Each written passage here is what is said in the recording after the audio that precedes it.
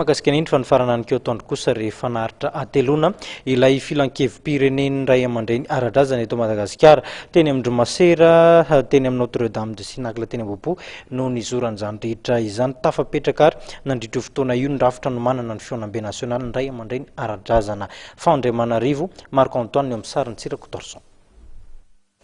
Nifantoka tamin'ny fanamafisana ny fihavanana sy ny firaisan-kina amin'ny Malagasy ny dinika teto.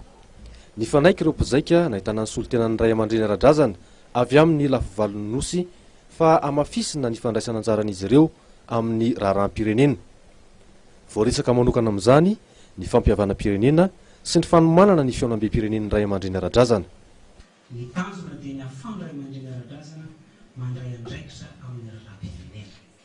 Malalaka fandraisam-pitenenana ary ankalalana avokoa ny famankivotra. Tokony ho tompona andraikitra voalohany amin'ny fampihavana-pirenena ny ray aman-dreny ara-drazana ary tsy maintsy manomboka avy any amin'ny foko tsirairay izany. Niarana anaiky ny rehetra teto fa ilaina ny hanatanterahana ny fihaonam-be-pirenena ny ray aman-dreny ara-drazana ka andraisany ampanjaka, andrina, tangalamena, lonaky, sojabe sy ny sisanjara zany. Ka saina ho tanterahana eto Antananarivo mialohan'ny fiafarany taona 13 ny fihaonam-be.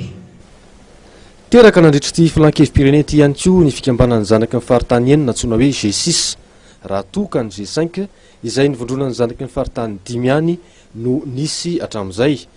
Nanatevin-darana izany ireo ray aman-dreny ara-drazana na ny andrina avy eto Akibon'ny Merina.